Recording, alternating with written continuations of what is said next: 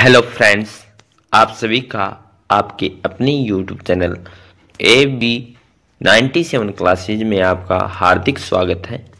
आज के इस सेशन में कक्षा 7 NCERT साइंस जो अध्याय नंबर 5 हमारा है अम्ल, सारक और लवण, इसके बारे में जो हम क्वेश्चन है वो हम डिस्कशन करेंगे। अम्ल क्या होता है और सारक क्या होता है और लवण कैसे बनते हैं, ये हम इन क्वेश्चनों के माध्यम से आज हम अध्ययन करेंगे। अम्ल और सारकों के बीच अंतर बताइए। हमारा जो पहला जो क्वेश्चन है, अम्ल और सारक के बीच अंतर हमें बताना है। तो इसमें जो हमारा आंसर आएगा, हमें पता है अम्ल क्या होते हैं, स्वाद में खट्टे होते हैं। अम्ल स्वाद में खट्टे होते हैं। अम्ल नीले लिटमस को किसमें परिवर्तन कर देते हैं, लाल में। नीले को लाल में परिवर्तन कौन करता है, लिटमस को, तो हम कहेंगे जी अम्ल। कौन करता है, अम्ल। अम्ल लाल लिटमस को नहीं बदलते। किसको बदलते हैं, अम्ल। नीले को लाल में कौन सा अम्ल है, वो परिवर्तन करता है लिटमस पेपर को।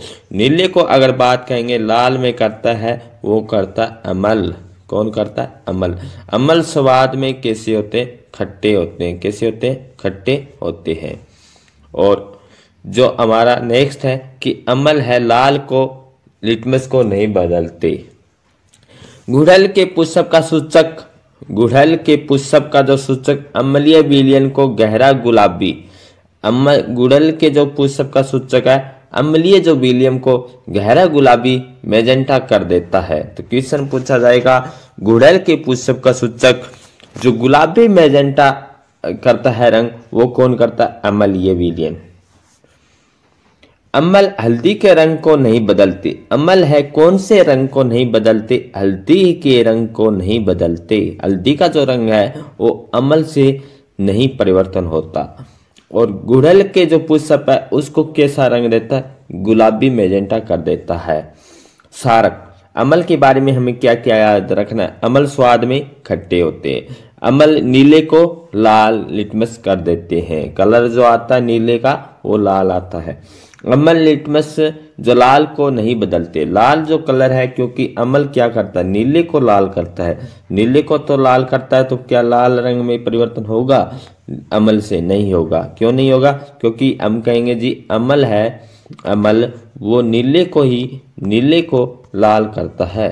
नीले को लाल करता है, इसलिए हमारा क्या होगा, जो लाल रंग है वो अम्ल कभी परिवर्तन नहीं करता, क्योंकि लाल है तो लाल ही रहेगा। गुड़हल के पुष्प का सूचक क्या है, अम्लीय विलयन को गहरा गुलाबी मैजेंटा कर देता है। अम्ल हल्दी का रंग नहीं बदलते। अम्ल हल्दी के रंग को भी नहीं बदलते। सारक, अब हमें क्या पढ़ना है, सारक। सारक के बारे में हम करते हैं, सारक कैसे होते हैं, कड़वा। कैसे होता है सारक, कैसे होता है जी, कड़वा। और साबुन की तरह है चिकने होते हैं। कौन होते हैं, सारक। कौन होते हैं, सारक। ये याद रखना है। और क्या, नीले को क्या करते हैं, सारक है। लाल को नीला कौन करते हैं, सारक करते हैं। और नीले को लाल कौन करता है, वो करता है अम्ल। नीले को लाल कौन करता है, अम्ल। और लाल को नीला कौन करता है, सारक। ये याद रखना, ये हमारे अंतर है। सारक लाल लिटमस को नीला कर देता है। गुड़हल के पुष्प का सूचक क्षारीय विलयन को हरा कर देता है। और गुड़हल के पुष्प में, गुड़हल का जो फूल है उसमें क्षारीय मिलाया जाता है, सारक मिलाया जाता है, तो कैसा रंग देता है, हरा देता है। कैसा रंग देता है, हरा देता है। अगर हम बात करें कि अम्ल में मिलाया जाता है वो गुड़हल पुष्प को, तो उसका पैर तो कैसा रंग देता है, गुलाबी मैजेंटा। कैसा देता है, गुलाबी मैजेंटा देता है। और यही गुड़हल सारक में मिलाया जाता है तो कैसा रंग देता है, हरा रंग देता है। तो ये आपका क्वेश्चन है, पहला जो क्वेश्चन हमारा है वो क्लियर हुआ। और सारक हल्दी को लाल कर देता है। सारक है हल्दी को कैसा करता है, लाल। जबकि अम्लीय है वो हल्दी के रंग को परिवर्तन नहीं करता, ये भी याद रखना है। नेक्स्ट क्वेश्चन हमारा है कि अनेक घरेलू उत्पादों जैसे खिड़की साफ करने के मार्जकों आदि में अमोनिया पाया जाता है। अनेक घरेलू उत्पादक जैसे खिड़की साफ करने के लिए जो मार्जक होते हैं उनको अमोनिया पाया जाता है। ये लाल लिटमस को नीला कर देते हैं। इसकी प्रकृति क्या है? लाल को नीला करता है। लाल को नीला कौन करता है? तो हम कहेंगे जी लाल को नीला करता है सारक। तो इसकी प्रकृति कैसी हुई? सारकीय प्रकृति। अमोनिया प्राकृतिक रूप से क्या होता है? सारक होता है। अमोनिया है कैसे होता है? एक सारक होता है। सारक क्या होता है? जो कड़वा होता है। सारक क्या होता है? जो कड़वा होता है, स्वाद में कड़वा होता है। और ये लाल को क्या करता है? लाल को नीला करता है। लाल को नीला करता है। ये लाल लिटमस को नीला कर देता है। नेक्स्ट क्वेश्चन है कि उस स्रोत का नाम बताइए। उस स्रोत का नाम बताइए जिसमें लिटमस विलयन को प्राप्त किया जाता है। इस विलयन का क्या उपयोग है? उस स्रोत का नाम बताइए जिसमें लिटमस विलयन को प्राप्त किया जाता है और इस विलयन का क्या उपयोग है। सबसे सामान्य रूप से उपयोग किया जाने वाला प्राकृतिक सूचक क्या है? प्राकृतिक सूचक क्या? लिटमस है। सबसे सामान्य रूप से उपयोग किया जाने वाला कौन सा प्राकृतिक सूचक है? लिटमस है। लिटमस लाइकन सेक से निष्कर्षित किया जाता है। किससे किया जाता है? लाइकन जो सेक है वहां से निष्कर्षित किया जाता है। आशुत जल में इसका रंग क्या होता है? नील शोषण होता है। आशुत जल में रंग माव या नील शोषण होता है। जब इसे अम्लीय विलयन में मिलाया जाता है तो लाल हो जाता है। कि लिटमस को जब अम्लीय विलयन में मिलाया जाता है तो कैसा होता है? लाल हो जाता है। जबकि क्षारीय विलयन में मिलाया जाता है तो क्या होता है? नीला होता है। जब लिटमस ये एक प्राकृतिक सूचक है। कैसा है? प्राकृतिक सूचक है। और प्राकृतिक सूचक लाइकेन सेक से प्राप्त किया जाता है। आशुत जल में इसका रंग क्या होता है? आशुत जल में इसका रंग क्या होता है? नील शोषण होता है। नील शोषण होता है। जब इसे अम्ल में मिलाया जाता है तो क्या है? लिटमस लाल। अम्ल में मिलाया जाता तो कैसा देता है? लाल। जब इस लिटमस को सारक में मिलाया जाता तो कैसा रंग देता है? नीला रंग देता है। नेक्स्ट क्वेश्चन है क्या आशुत जल अम्लीय क्षारीय उदासीन होता है? आप इसकी पुष्टि कीजिए कि आशुत जल उदासीन होता है। आशुत जल उदासीन होता है। इसे साबित करने के लिए लाल व नीला लिटमस लीजिए। आशुत जल न लाल और न ही नीले लिटमस रंग का होता है। जो जल है जिसका पीएच मान 7 होता है। पीएच मान कितना होता है? 7। अगर 7 पीएच मान होता है तो हम क्या कहेंगे? वो उदासीन है। उदासीन का मतलब क्या होता है? न तो अम्ल और न ही सारक, तो वो होगा हमारा उदासीन। और उदासीन कौन है? आशुत जल। कौन है? आशुत जल। जिसकी वैल्यू कितनी होती है? जिसकी वैल्यू पीएच मान 7 होती है। इसलिए आशुत जल उदासीन होता है जिसकी पीएच मान 7 होता है। इसे साबित करने के लिए लाल व नीला लिटमस लीजिए। आशुत जल न तो लाल होता न ही नीला होता। नेक्स्ट क्वेश्चन हमारा क्वेश्चन नंबर 5।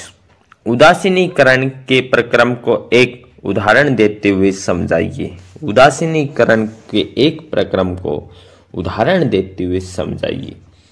किसी अम्ल और किसी सारक के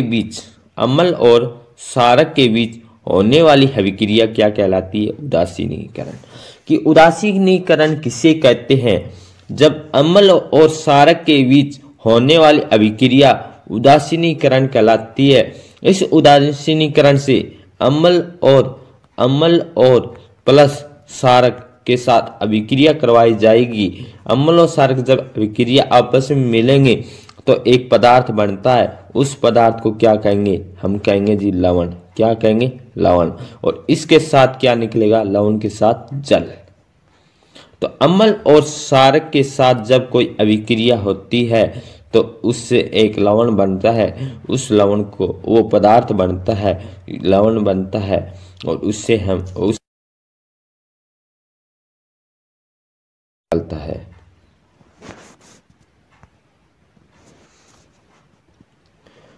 और नेक्स्ट पॉइंट हमारा है अम्ल सारक के साथ अभिक्रिया करने से लवण और जल उष्मा निर्मुक्त होती है, उष्मा बाहर आती है। निम्नलिखित अभिक्रिया इसका उदाहरण है कि hydrochloric HCl hydrochloric plus sodium hydroxide NaOH। क्या HCl hydrochloric HCl plus NaOH sodium hydroxide. तो अगर हम करेंगे तो क्या बनेगा, हमारा जो लवण बनेगा वो बनेगा, क्या बनेगा जी आगे जाके लवण, ये बनेगा HCl plus sodium hydroxide NaOH। तो इससे जो हमारा जो उत्पाद बनेगा वो बनेगा सोडियम क्लोराइड प्लस H2O, ये बन जाएगा। तो ये द्वारा क्वेश्चन हम डिस्कशन करते हैं कि उदासीनीकरण प्रक्रम को एक उदाहरण देते हैं। उदासीनीकरण किसे कहते हैं, तो हम कहेंगे अम्ल और क्षारक के बीच होने वाली अभिक्रिया क्या एक उदासीनीकरण है। इस प्रक्रम में उष्मा बाहर निकलती है, निर्मुक्त होती है, और कौन कौन से बनते हैं, लवण और जल बनता है, लवण और जल साथ उष्मा बाहर निर्मुक्त होती है। अम्ल और क्षारक से जो लवण बनता है, जल भी उष्मा निर्मुक्त होती है। इस अभिक्रिया ये क्या उदासीनीकरण का एक उदाहरण है। जैसे हाइड्रोक्लोरिक प्लस सोडियम हाइड्रोक्साइड लिया तो हमारा क्या बनेगा, लवण NaCl सोडियम क्लोराइड प्लस जल H2O प्लस उष्मा जो बाहर निकलेगी। नेक्स्ट क्वेश्चन हमारा है कि निम्नलिखित कथन यदि सही है तो T अथवा गलत है तो F लिखना है। ट्रू और फॉल्स लिखना है, हमें क्या लिखना है, ट्रू और फॉल्स। नाइट्रिक अम्ल लाल लिटमस को नीला कर देता है। क्या है क्वेश्चन हमारा कि नाइट्रिक जो अम्ल है वो हमारा लाल लिटमस को लाल को नीला कर देता है। क्या ये कथन सही है जी नहीं, क्या ये गलत है। लाल लिटमस को नीला नाइट्रिक अम्ल नहीं करता, लाल है वो नीला नहीं करता।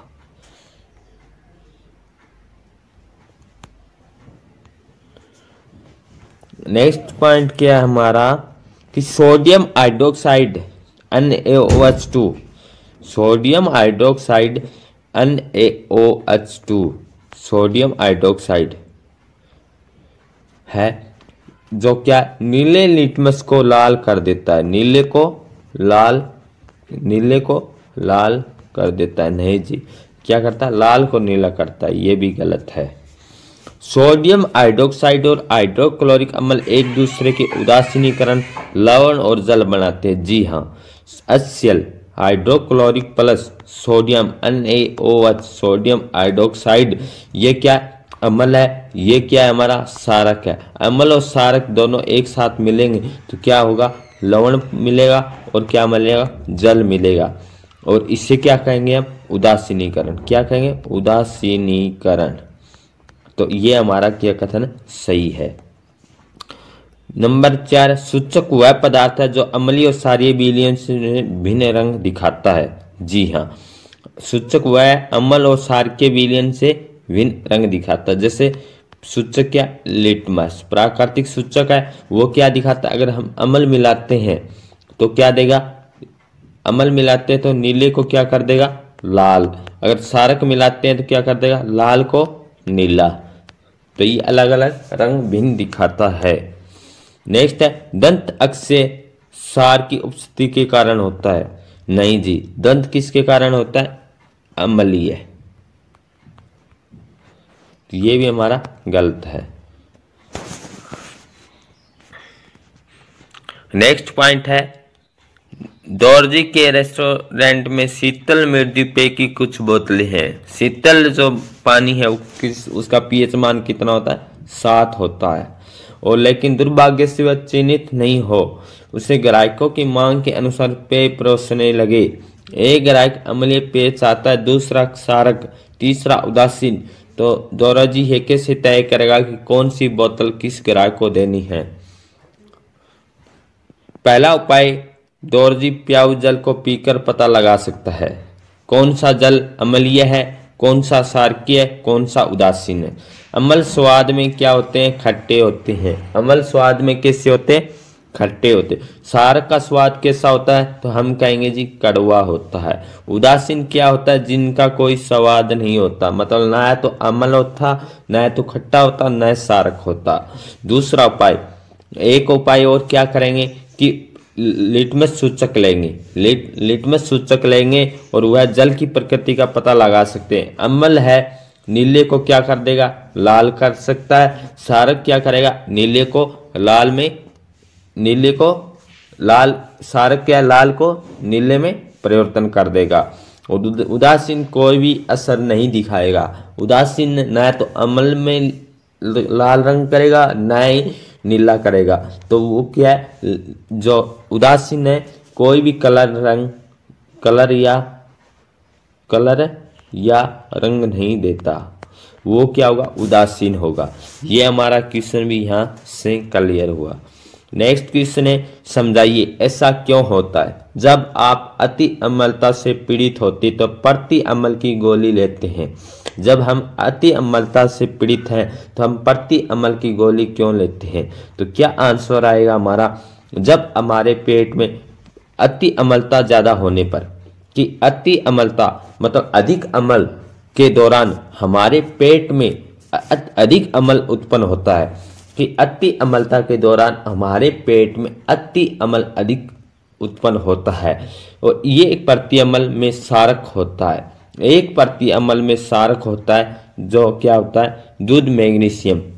ये हमारे शरीर में दूध मैग्नीशियम है, जो मैग्नीशियम है ये हमारे पेट में जो अम्ल की जो मात्रा अधिक है उसको उदासीन, उसको क्या है, उसकी अम्लता को खत्म करने के लिए दूध या मैग्नीशियम है उसका हम प्रयोग करते हैं, जिससे हमारे पेट में जो अति अम्लता थी उसको खत्म किया जा सकता है। सारक अत्यधिक अम्ल के साथ मिलते हैं। सारक है जो MgOH2 मैग्नीशियम, दूध या मैग्नीशियम, ये अम्ल के साथ मिलते हैं, उसके प्रभाव को उदासीन कर देते हैं, हमें आराम मिलता है। तो क्वेश्चन आता है कि हमारे पेट में अति अम्लता को दूर करने के लिए, उसके प्रभाव को खत्म करने के लिए कौन सा उपचार किया जाता है। तो हम कहेंगे दूध या मैग्नीशियम का प्रयोग किया जाता है, दूध या मैग्नीशियम का प्रयोग किया जाता है। नेक्स्ट क्वेश्चन, जब चींटी काटती है तो त्वचा पर कैलोमाइन का विलयन लगाया जाता है। जब चींटी डंक में कौन सा अम्ल होता है, तो हम कहेंगे फार्मेकिक अम्ल होता है। कौन सा अम्ल होता है बच्चों, कि फार्मेकिक अम्ल होता है। जब चींटी काटती है तो त्वचा में कौन सा अम्ल छोड़ती है, तो हम कहेंगे कि फार्मेकिक अम्ल छोड़ती है। इसके उपचार के लिए जब उस द्रव में कौन सा उपयोग लेते हैं, कैलोमाइन, उसके जो उन्होंने अम्ल छोड़ा है, फार्मेकिक अम्ल छोड़ा है, उसके प्रभाव को खत्म करने के लिए खाने का सोडा, खाने का सोडा और कैलोमाइन विलयन लगाकर उदासीन किया जाता है। और कैलोमाइन में क्या होता है, जिंक कार्बोनेट होता है। कि जिंक कार्बोनेट किस में होता है, कैलोमाइन का प्रयोग क्यों किया जाता है, जब चींटी हमारे शरीर पर डंक मारती है तो उसमें कौन सा अम्ल होता है, फार्मिक अम्ल होता है। इसके प्रभाव को खत्म करने के लिए कैलोमाइन और खाने का सोडे का प्रयोग किया जाता है। और कैलोमाइन में क्या होता है, zinc carbonate, ZnCO3 zinc carbonate होता है। कारखाने के अपशिष्ट के जलाशयों में बहाने से पहले उदासीन क्यों किया जाता है। क्वेश्चन आएगा कि अनेक कारखानों में अपशिष्ट कचरे में अम्लीय पदार्थ होते हैं। यदि ये अपशिष्ट पदार्थ सीधे ही जलाशय में बहा दिया जाए, अगर बहा दें तो उसमें जो जीव जंतु है, मछली है, वो क्या है, उनको खत्म कर देगी, उनकी क्या है, मृत्यु हो जाएगी, नष्ट हो जाएगी। इसलिए अपशिष्ट पदार्थों को जलाशय में बहाने से पहले उन्हें क्या किया जाता, उदासीन किया जाता है। क्या किया जाता, उदासीन किया जाता है, क्योंकि जीव जंतु वो ना मरे। इसलिए हम क्या है, अपशिष्ट पदार्थों को, कचरों को जलाशय में बहाने से पहले उदासीन करते हैं। तो हमारा कारखानों को अपशिष्ट पदार्थों में बहाने से पहले ऐसे अपशिष्ट पदार्थ को सीधे जलाशय में बहा दें और मछली और अन्य जलीय जीव को अमल नष्ट कर सकते हैं। कारखाने के अपशिष्ट को जलाशय से विसर्जित करने से बहाने से पहले सारक पदार्थ में मिलाकर उदासीन किया जाता है। नेक्स्ट क्वेश्चन हमारा एक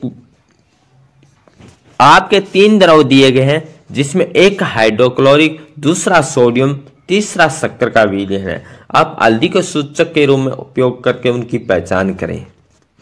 हल्दी हमें लेना है और एक द्रव सोडियम हाइड्रोक्साइड है, एक हाइड्रोक्लोरिक है, एक शक्कर का विलयन है।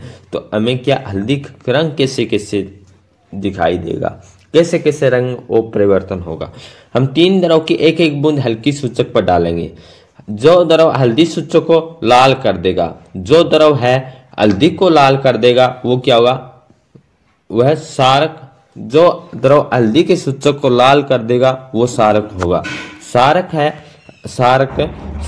क्या है, हल्दी के सूचक को क्या करता है, लाल करता है। हल्दी पीले को क्या करता है, लाल करता है। तो अगर जो सूचक हल्दी के सूचक को लाल कर देगा वो क्या होगा, सारक होगा।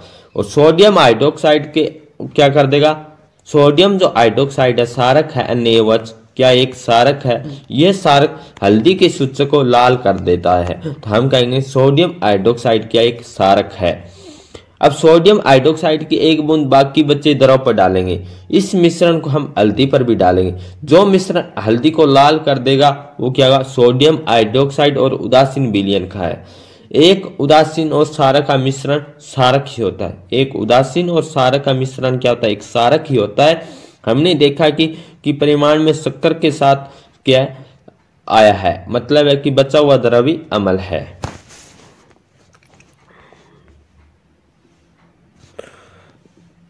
नीले लिटमस पत्र को एक विलयन में डुबोया जाता है तो नीला ही रहता है। विलयन की प्रकृति क्या है। नीले लिटमस को एक विलयन में डुबोया जाता है तो नीला ही रहता है। विलयन की प्रकृति क्या है, हम जानते हैं। उदासीन और सारक विलयन नीले लिटमस को नहीं बदलते। क्या अम्ल और सारक है, उदासीन और सारक है। अगर ये दोनों आपस में अभिक्रिया करते हैं, दोनों को मिलाया जाता है तो नीले लिटमस का रंग नहीं बदलता जैसा कि प्रश्न में दिया गया है। नीले लिटमस को डुबोने के बाद वह नीला ही रहता है। इसका तात्पर्य है कि वो क्या है, विलयन या तो सारक है या फिर उदासीन है। क्वेश्चन नंबर 8 हमारा क्या है, इसमें समझाइए ऐसा क्यों होता है। जब आप अति अम्लता से पीड़ित होते हैं तो प्रति अम्ल की गोली क्यों लेते हैं।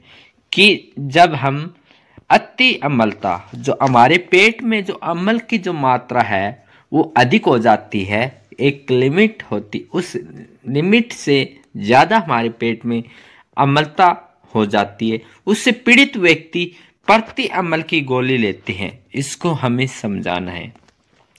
तो हमारा जो आंसर है कि अति अम्लता के कारण, अधिक अम्ल होने के कारण, अति अम्लता है के दौरान हमारे पेट में अत्यधिक अम्ल उत्पन्न होता है। जो अति अम्लता के दौरान है हमारे पेट में क्या उत्पन्न होता है, तो क्या कहेंगे जी, अत्यधिक अम्ल उत्पन्न होता है। एक प्रति अम्ल में सारक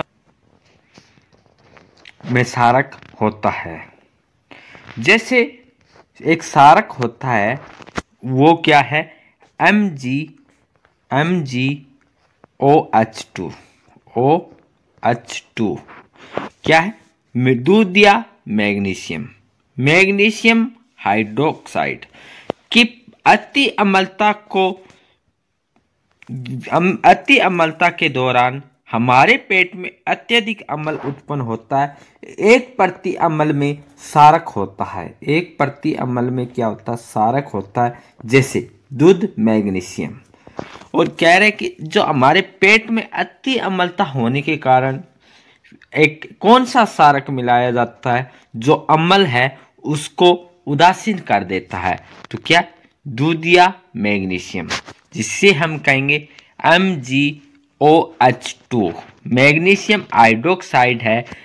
पेट में अति अम्लता होने के कारण उसको सारक उदासीन बनाने के लिए मैग्नीशियम हाइड्रोक्साइड या दूध या मैग्नीशियम का प्रयोग किया जाता है, जिससे हमारी जो अति अम्लता होती है पेट में उसको ठीक किया जाता है।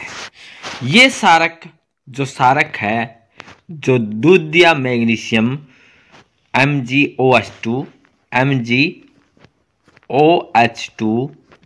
जो मैग्नीशियम हाइड्रोक्साइड दूध या मैग्नीशियम, ये सारक अत्यधिक अम्ल के साथ मिलते हैं, उसके प्रभाव को क्या करते हैं, उदासीन करते हैं, न्यूटन करते हैं, ये हमें आराम मिलता है। तो क्या है हमारा क्वेश्चन था, अति अम्लता होने के कारण हमारे शरीर में अम्लता से पीड़ित व्यक्ति है उसको ठीक करने के लिए कौन सी दवाई का प्रयोग करते हैं। तो हम कहेंगे अति अम्लता के दौरान हमारे पेट में अत्यधिक अम्ल उत्पन्न होता है। एक प्रति अम्ल में सारक होता है, जैसे दूध। ये सारक कौन सा है, दूध या मैग्नीशियम है। ये सारक कौन सा, दूध या मैग्नीशियम है, अत्यधिक अम्ल के साथ मिलते हैं। जो अत्यधिक अम्ल है वो मिलते हैं, उसके साथ ये सारक और अम्ल मिलता है। जब सारक और अम्ल मिलता है तो ये इस अम्लता को है, इसके प्रभाव है, जो अम्ल है उसके प्रभाव को खत्म कर देता है, उदासीन कर देता है और हमें आराम मिलता है। नेक्स्ट क्वेश्चन है, जब चींटी काटती है, चींटी जो काटती है और त्वचा पर कैलेमाइन का विलयन लगाया जाता है। किसका विलयन लगाया जाता है, त्वचा पर कैलेमाइन का तो लगाया जाता है। तो इससे क्या होता है, चींटी के डंक में कौन सा अम्ल होता है। इंपॉर्टेंट क्वेश्चन रहेगा हमारा कि चींटी के डंक में, जो चींटी काटती है, डंक मारती है, उससे कौन सा अम्ल उत्पन्न होता है।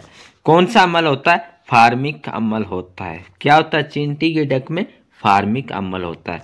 जब चींटी काटती है तो त्वचा में ये अम्ल द्रव डाल देती है। क्या, जो अम्ल है फार्मिक अम्ल है हमारी, जब चींटी काटती है तो जो हमारे त्वचा पर है ये फार्मिक अम्ल है, ये इसका प्रभाव होता है त्वचा के ऊपर। तो डंक के प्रभाव को ठीक करने के लिए खाने का सोडा और कैलेमाइन विलयन मिलाकर उदासीन किया जाता है। खाने का सोडा है और कैलेमाइन विलयन मिलाकर उदासीन किया जाता है। खाने के सोडे का जो सूत्र है NaH sodium hydroxide NaH2CO। Sodium खाने का जो सोडा है इसे कहते हैं सोडियम हाइड्रोक्साइड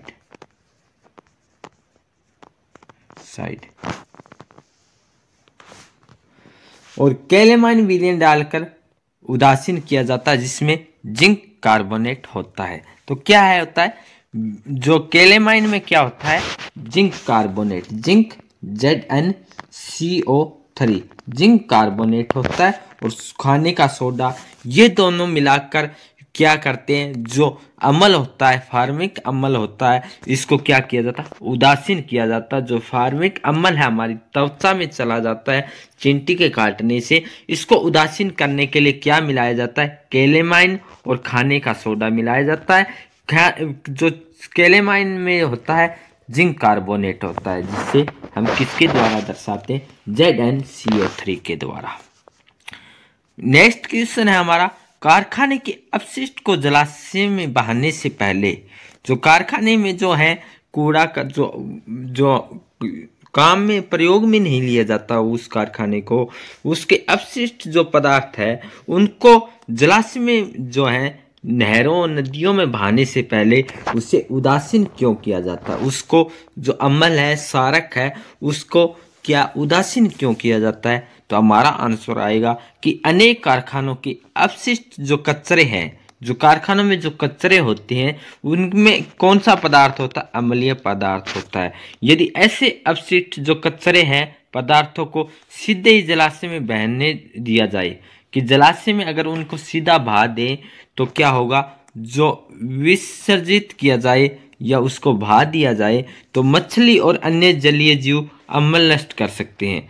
जो अम्ल है ना, कि अगर हम कारखाने में क्या है, कारखाने में अगर हम उस कचरे को डाल देते हैं, कारखाने से जो कचरा है वो हम सीधे नदियों में डाल देते हैं।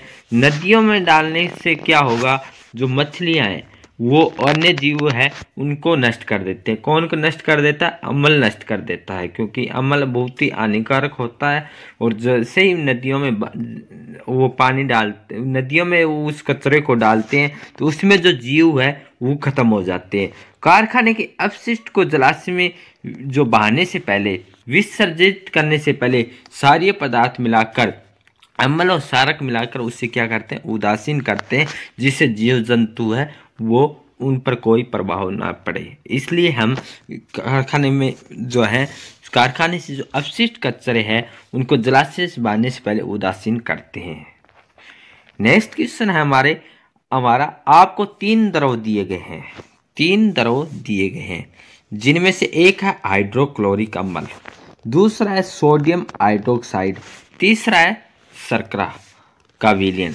आप हल्दी के सूचक में इसका उपयोग करके उनकी पहचान कैसे करेंगे? तो हम 3 द्रव की 1 बूंद हल्दी सूचक पर डालेंगे। 3 द्रव की बूंदे हैं, हम हल्दी सूचक पर डालेंगे। जो द्रव हल्दी सूचक को लाल कर देगा और क्षारक होगा, जो द्रव हल्दी सूचक को लाल कर देगा और क्षारक होगा। हमने देखा कि परिमाण सोडियम हाइड्रोक्साइड को हल्दी सूचक पर डालने के बाद मिला है कि हम 3 द्रव लिया है हमने। 3 द्रव कौन से था? सोडियम हाइड्रोक्साइड, हाइड्रोक्लोरिक और एक थी शर्करा। इन तीनों का विलयन से एक एक बूंद हल्की सूचक में डालेंगे। जो द्रव हल्दी सूचक को, हल्दी है उसको क्या कर देगा, लाल कर देगा, तो हम कहेंगे वो क्या, क्षारक। क्या क्षारक कैसा होता है? स्वाद में कैसा होता है? कड़वा होता है, साबुन की तरह चिकना होता है क्षारक। हाँ, हमने देखा कि परिमाण में कि जो हल्दी को क्या कर देगा, लाल कर देगा, वो क्या होगा, क्षारक होगा। और सोडियम हाइड्रोक्साइड, सोडियम जो हाइड्रोक्साइड को हल्दी सूचक पर डालने के बाद मिला है, जो क्या है, हल्दी को पीला रंग को लाल कर देगा, सोडियम हाइड्रोक्साइड। सोडियम हाइड्रोक्साइड की 1 बूंद बाकी बच्चे 2 द्रव पर डालेंगे, 2 द्रव पर डालेंगे। तो इस मिश्रण को हम हल्दी पर डालेंगे। जो मिश्रण हल्दी को लाल कर देगा वो मिश्रण भी सोडियम हाइड्रोक्साइड और उदासीन विलयन का होगा। फिर कह रहा है कि जो बाकी जो बूंदे 2 थी वो हम एक और डालते हैं। अगर वो भी हल्दी है पीले कलर को लाल कर देगा तो हम क्या कहेंगे, मिश्रण किसका है, सोडियम हाइड्रोक्साइड का। जो मिक्स है वो किसका है, सोडियम हाइड्रोक्साइड का। क्योंकि एक उदासीन और क्षारक का मिश्रण क्षारक ही होता है। एक उदासीन है ना, उदासीन, और एक क्षारक जो कड़वा है उसका मिश्रण क्या होता है, एक क्षारक ही होता है। हमने देखा कि परिमाण में जो शर्करा के साथ आया है इसका मतलब कि बचा हुआ द्रव अम्ल है। नेक्स्ट हमारा नीले लिटमस पत्र को एक विलयन में डुबोया गया, ये नीला ही रहता है। विलयन की प्रकृति क्या है समझाइए। इंपॉर्टेंट क्वेश्चन रहेगा हमारा कि हम जानते हैं उदासीन और क्षारक विलयन, उदासीन और क्षारक विलयन नीले लिटमस का रंग नहीं बदलते। जो उदासीन और क्षारक विलयन है किसका रंग नहीं बदलते, नीले लिटमस का। जैसा कि प्रश्न में दिया गया है, नीले लिटमस को डुबाने के बाद वह नीला ही रहता है। इसका तात्पर्य है कि विलयन या तो क्षारक है या फिर उदासीन है। अगर क्षारक या उदासीन होने के बाद है वो लिटमस, नीले लिटमस का रंग नहीं बदलता, तो हम कहेंगे या तो विलयन है या क्षारक है। इंपॉर्टेंट क्वेश्चन रहेंगे हमारे ये जो हम डिस्कशन करेंगे कि हमारा जो पहला जो क्वेश्चन है अभ्यास का वो है कि उन घटकों के नाम बताइए जो किसी स्थान के मौसम को निर्धारित करते हैं। उन घटकों के नाम बताइए जो किसी स्थान के मौसम को निर्धारित करते हैं। तो हमारा उत्तर आएगा कि तापमान। जो मौसम को निर्धारित करते हैं वो घटक है तापमान, टेम्परेचर, आर्द्रता, वर्षा, वायु वेग, किसी स्थान के मौसम को निर्धारित करते हैं। तो हम कहेंगे कि मौसम के निर्धारित करने वाले कौन कौन से घटक हैं। तो हमारा आंसर हमने बताया कि एक तो हमारा तापमान रहेगा, आर्द्रता और वर्षा और वायु, ये किसी स्थान जो है उसके मौसम को निर्धारित करते हैं। तो नेक्स्ट क्वेश्चन है हमारा क्वेश्चन नंबर 2। दिन में किसी समय ताप के अधिकतम और न्यूनतम होने की संभावना होती है। कि दिन में किसी भी समय है अधिकतम और न्यूनतम होने की संभावना कब होती है। तो हमारा जो आंसर आएगा वो है दिन का अधिकतम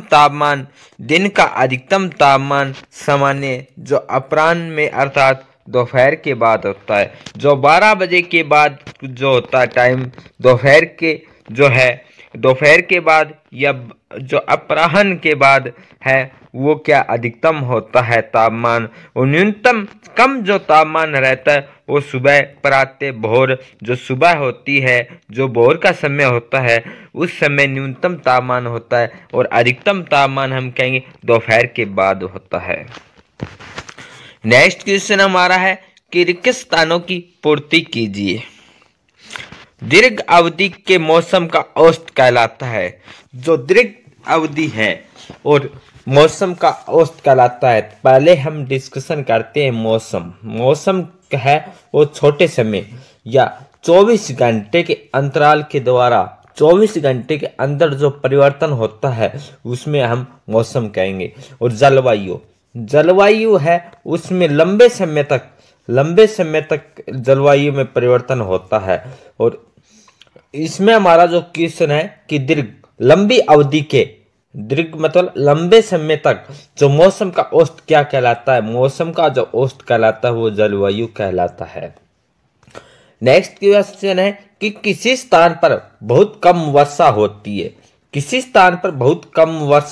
है और उस स्थान का तापमान वर्ष भर उच्च रहता है और उस स्थान की जलवायु खालिस्तान होगी। तो हमारा क्या आंसर आएगा कि किसी स्थान पर बहुत कम वर्षा होती है और तापमान वर्ष भर उच्च रहता है। वर्षा कम होगी तो क्या कहेंगे हम, तापमान ज्यादा होगा तो उससे हम कहेंगे ध्रुवीय क्षेत्र और उष्ण कटिबंधीय क्षेत्र कहेंगे। कि ध्रुवीय क्षेत्र और उष्ण कटिबंधीय क्षेत्र हम नहीं। क्वेश्चन हमारा है कि किसी स्थान पर बहुत कम वर्षा होती है, किसी स्थान पर वर्षा क्या हो रही है, बहुत कम हो रही है और उस स्थान का तापमान वर्ष भर उच्च रहता है तो उस स्थान की जलवायु क्या होगी, गर्म होगी। तापमान अगर ज्यादा है और वर्षा कम हो रही है तो हम कहेंगे जी वहां तो गर्मी बहुत ही होगी और क्या होगी, शुष्क भी होगी। नेक्स्ट क्वेश्चन पॉइंट है हमारा कि चरम जलवायु परिस्थितियां और वाले ध्रुवीय पृथ्वी के 2 क्षेत्र है, कौन से, ध्रुवीय और उष्ण कटिबंधीय क्षेत्र। नेक्स्ट क्वेश्चन हमारा कि निम्नलिखित क्षेत्रों की जलवायु का प्रकार बताना है कि किस क्षेत्र में जलवायु किस प्रकार की है। जम्मू कश्मीर में किस प्रकार की जलवायु है, मध्यम गरम और मध्यम आर्द्र। मध्यम गरम और मध्यम आर्द्र की जलवायु कहाँ है कि जम्मू कश्मीर में है जी। केरल में बात करें, अगर इंडिया का मैप हम बनाते हैं तो इस मैप में हम देखेंगे कि जो हमारा जम्मू कश्मीर है वो कहाँ पे है।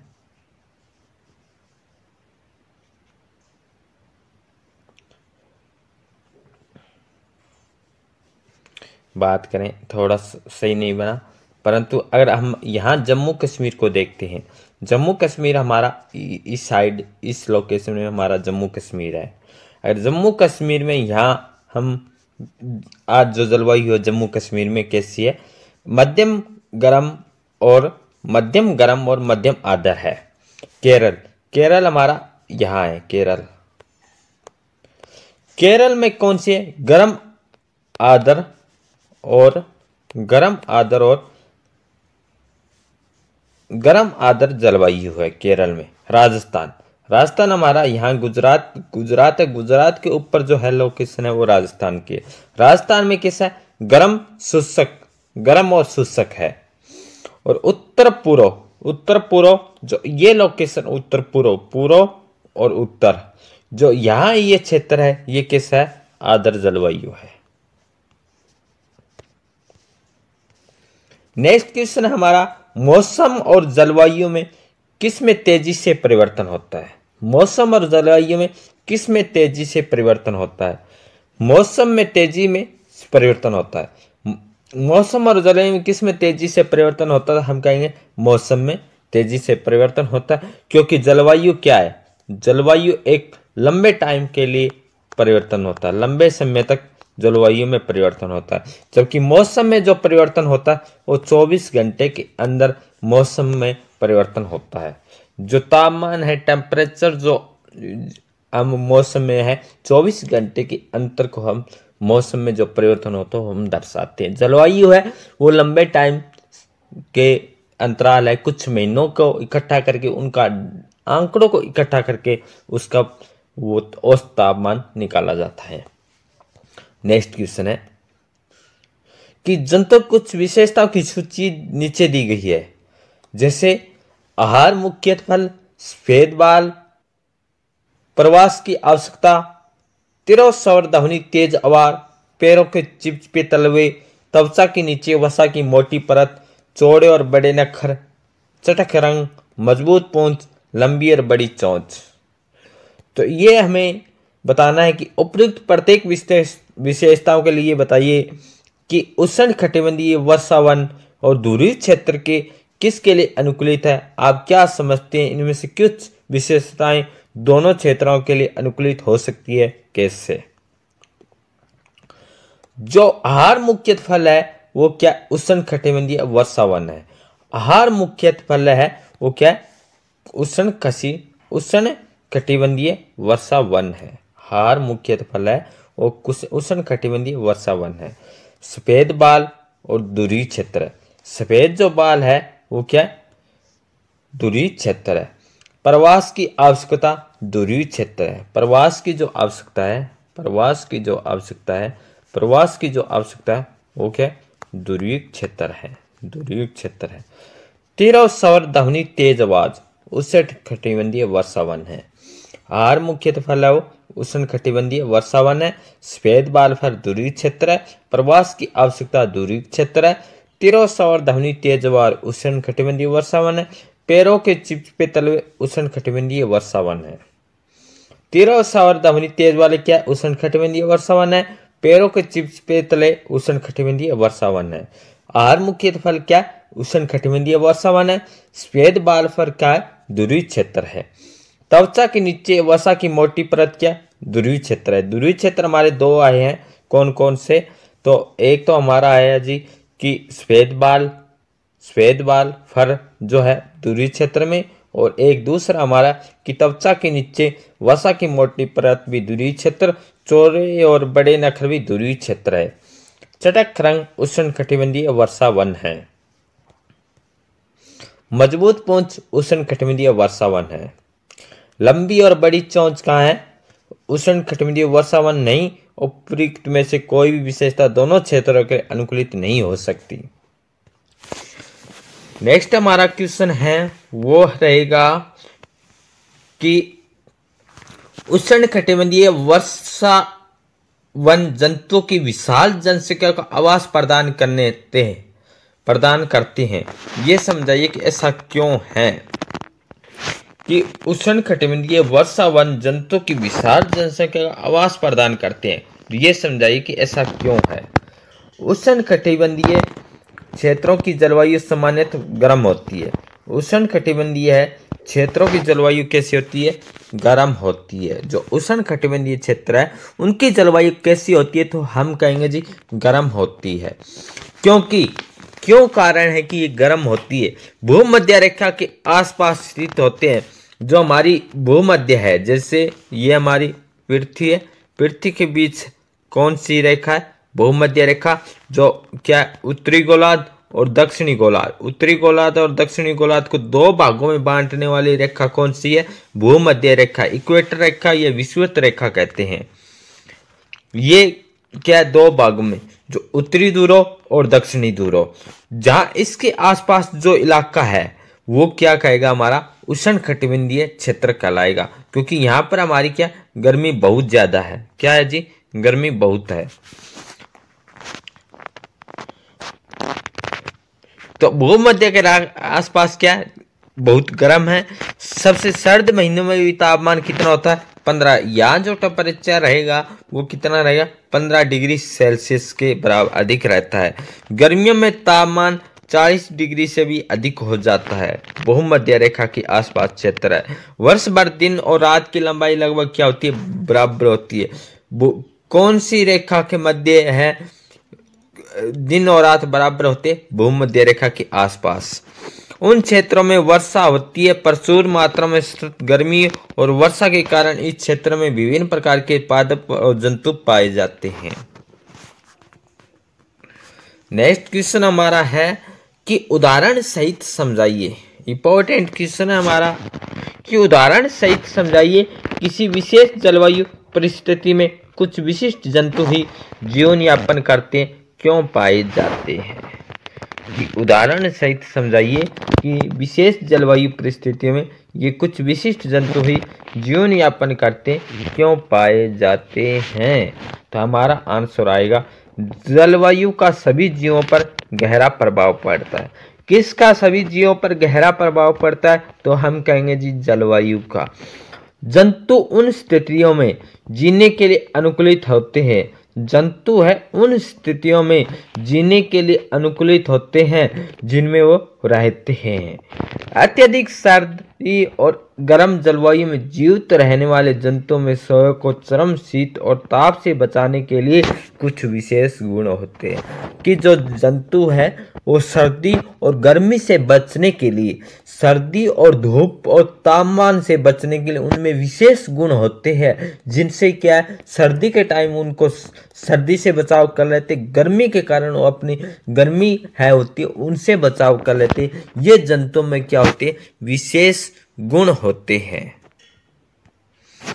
वो सभी गुण और लक्षण जो जंतुओं को उनके परिवेश से अनुकूलन में सहायता करते हैं या सहायक होते, उसे विकास की प्रक्रिया का परिमाण है। नेक्स्ट क्वेश्चन हमारा है कि उष्णकटिबंधीय वर्षा वन में रहने वाला हाथी किस प्रकार अनुकूलित है? इंपॉर्टेंट क्वेश्चन है कि उष्णकटिबंधीय वर्षा वनों में रहने वाला हाथी किस प्रकार अनुकूलित रहता है, अनुकूलित है? तो हमारा आंसर आएगा कि हाथी अनेक प्रकार से वर्षा वनों की परिस्थितियों के लिए अनुकूलित है। कि हाथी अनेक प्रकार की जो वर्षा वन जो वहाँ टेम्परेचर है उनके अनुकूलित है। अपनी सूंड का उपयोग नाक के रूप में करता है। हाथी है सूंड का उपयोग किसके रूप में करता है? नाक के रूप में करता है। लंबी सूंड से इसके सूंघने की शक्ति बहुत अच्छी होती है। जो हाथी को सूंघने की शक्ति क्या होती है? सूंड से प्राप्त होती है। सूंड की जगह किसका उपयोग करता है? नाक। नाक की जगह किसका उपयोग करता है? सूंड का। और हाथी द्वारा सूंड का उपयोग भोजन को उठाने के लिए भी किया जाता है। इसका बाह्य दंत जिन्हें रद कहते हैं वास्तव में रूपांतरित दंत होते हैं। इन दांतों से हाथी अपनी पसंद की वृक्षों की छाल को आसानी से छील सकते हैं। भोजन के लिए स्पर्धा के बावजूद हाथी आसानी से अपना भोजन जुटाने में समर्थ होता है। हाथी के लंबे बड़े कान बहुत हल्की ध्वनि को भी सुनने में सहायक होते हैं। वर्षा वनों की गर्म और आर्द्र जलवायु में हाथी को ठंडा रखने में भी उसके कान सहायक होते हैं।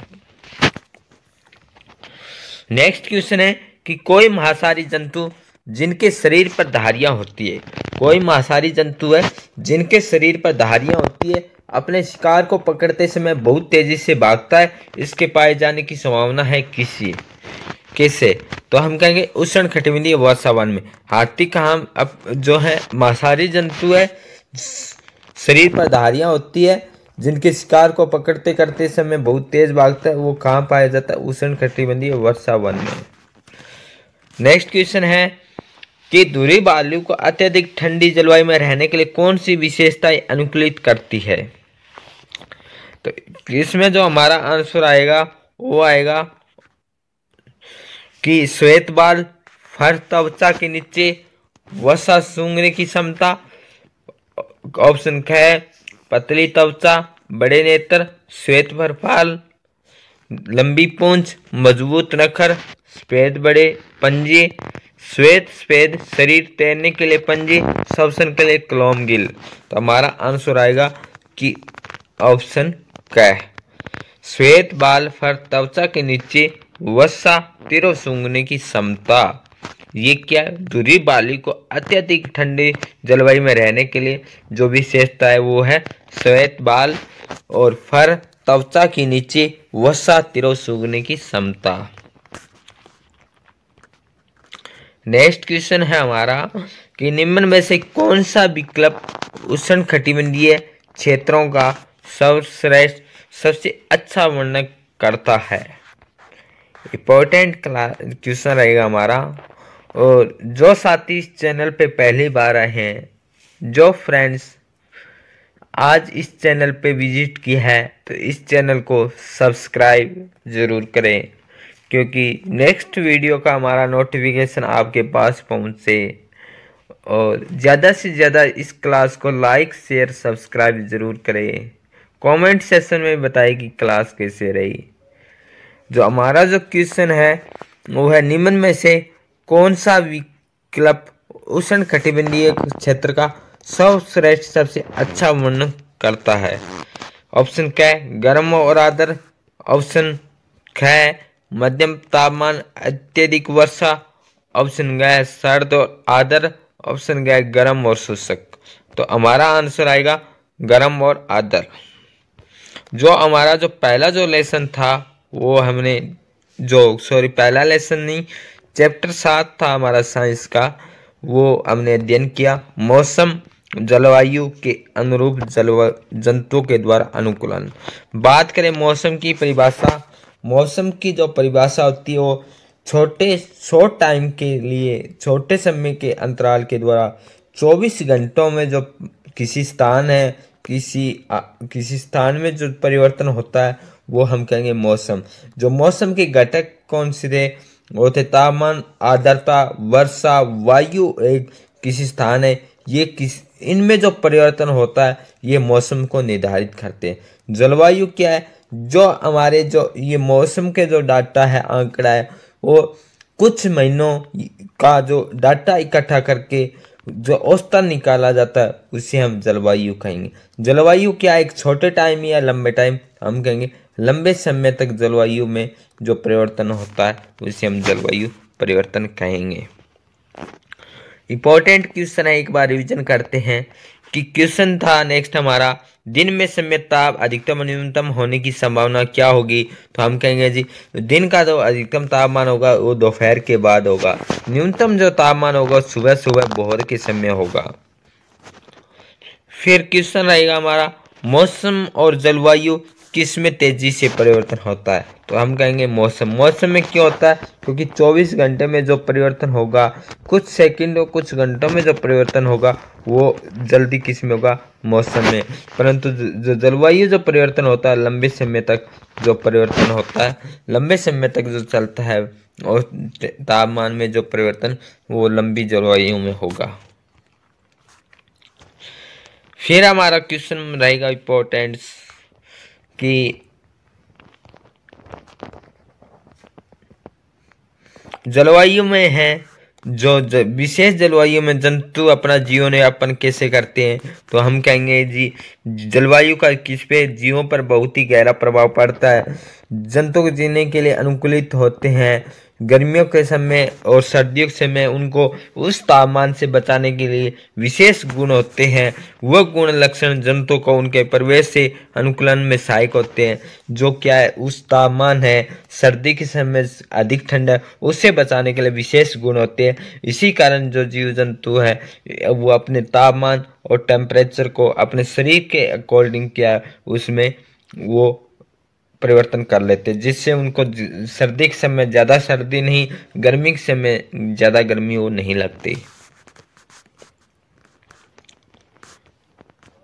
तो आज जो हमारा जो इम्पोर्टेंट क्वेश्चन थे हमने साइंस कक्षा 7 के वो हमने डिस्कशन किया। तो जो साथी इस चैनल पे पहली बार आए हैं तो इस चैनल को सब्सक्राइब जरूर करें। कमेंट सेशन में जरूर बताना है क्लास कैसे रही। लाइक शेयर सब्सक्राइब जरूर करना। Thank you all of you. जय हिंद, जय भारत, जय हरियाणा।